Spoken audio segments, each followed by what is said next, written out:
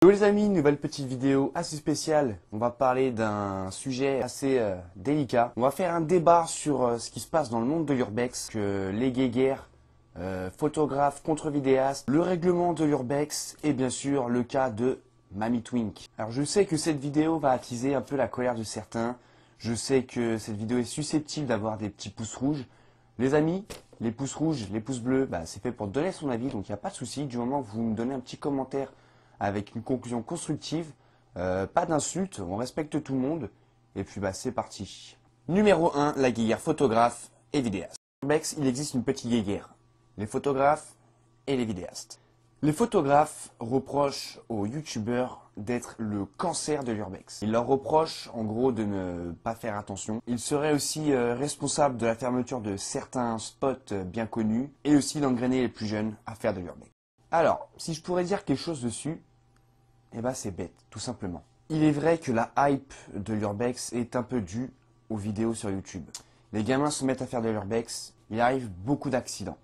Pour les photographes, un vidéaste n'est pas un urbexeur. Mais qu'est-ce que l'urbex? L'urbex est une pratique illégale qui vise à visiter des lieux abandonnés, durs d'accès, et c'est tout. On ne parle pas de photos, on ne parle pas de vidéos. L'urbex, c'est pas prendre des vidéos, c'est pas prendre des photos, c'est visiter. Or, sur une photo, je suis désolé, mais moi je ne vois pas l'exploration. Et quand je regarde une vidéo d'urbex, je veux voir l'exploration de A à Z. J'aime voir la préparation, le matériel que va utiliser la personne. J'aime voir ce qu'il va ressentir pendant cette exploration, que ce soit la peur, l'émerveillement, comme je dis toujours. Je suis désolé, mais pour moi, une photo ne va pas refléter ça. Une photo va juste mettre en valeur un lieu. C'est pas un reproche que je fais. Si vous êtes d'accord avec moi ou pas d'accord, n'hésitez pas à réagir dans les commentaires. Cette vidéo est faite pour ça. À mon goût, la vidéo est plus un partage. On va vraiment partager nos ressentis et vous faire profiter de cette exploration. Car l'urbex, c'est avant tout de l'exploration.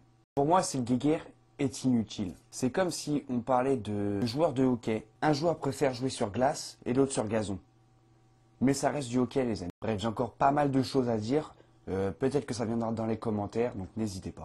Numéro 2, le règlement. Énumération du règlement. Dans l'urbex, il est interdit de saccager, de voler. Premièrement, l'urbex étant illégal, pourquoi y aurait-il un règlement? En fait, pour moi, ce n'est pas vraiment un règlement. C'est plus des règles de vie à appliquer. Ta mère t'a toujours appris à respecter la nature, à ne pas jeter tes déchets et à ne pas voler. Ça ne s'applique pas que seulement à l'urbex, ça s'applique à plein de choses de la vie. Quand j'entends dans certaines vidéos, on est des urbexeurs, on n'est pas là pour tout saccager, ou on est là seulement pour faire des photos, je trouve ça ridicule. Parce que déjà, l'urbex est illégal, comme je le dis. S'il vous plaît les amis, arrêtez avec cette phrase. Je sais que Mamie Twink le disait au début, ça ne fera pas de vous un meilleur urbexeur. Autre règle que je trouve vraiment bizarre, elle vient de Urbex Session. Un vrai urbexeur doit porter un masque à gaz. Déjà que l'urbex est illégal. On nous dit en plus de porter un masque. Quoi de mieux pour se faire confondre avec un voleur ou je ne sais quoi. C'est ridicule. De plus, ça donne un côté sectaire à l'urbex. C'est-à-dire que si tu veux être un urbexeur, il faut que tu portes un masque et il faut que tu respectes ce règlement. C'est n'importe quoi les amis. L'urbex, c'est quelque chose de libre. On a tous un code de morale à suivre. On n'a pas besoin d'un règlement en plus dans une discipline qui devrait refléter la liberté à mon sens. Numéro 3. Encore une règle, donc ça me permet de rebondir, c'est le partage d'adresse les amis. Le partage d'adresse est une règle assez délicate à aborder. Moi je suis pour et contre à la fois. Quand quelqu'un me demande une adresse, je vais vérifier si la personne fait du bon travail ou non. Si la personne est fiable, que ce soit son âge, son entourage, etc. Je vois vraiment d'abord quel genre de personne j'ai en face de moi. Et ce qu'elle a aussi à m'apporter, parce que c'est du donnant-donnant à mon sens.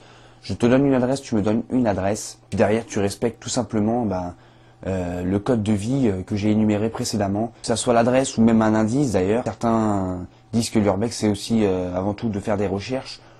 Oui et non, moi personnellement les recherches, comment tu veux trouver un bâtiment abandonné qui n'a aucune trace de sa vie antérieure sur internet ou autre, ça reste au pif quoi. Tu trouves des lieux, c'est au pif, t'as pas forcément des infos sur internet. Bien entendu, si je vois que la personne est carrément mineure, c'est un petit gamin qui va faire l'urbex avec 5 potes à lui, c'est même pas la peine les amis, je donne pas l'adresse, et ton adresse, je la veux même pas.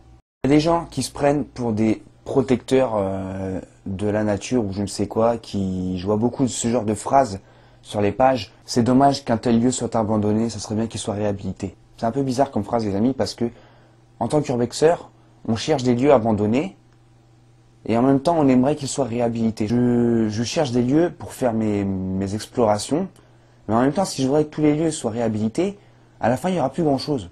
Donc c'est un peu bizarre, ou alors on veut se donner une bonne conscience ou je sais pas. Dites-moi ce que vous en pensez les amis, moi je trouve ça un peu bizarre comme comportement. Je suis d'accord qu'on doit sauvegarder entre guillemets les spots, les tenir secrets des personnes malfaisantes qui viendraient détruire les lieux. D'ailleurs ça je vais rebondir dessus. Le saccage des lieux, est-ce que c'est dû au partage d'adresses? Je pense tout simplement que des lieux présents dans des petites campagnes, c'est tout simplement les petits jeunes qui vivent dans ce village.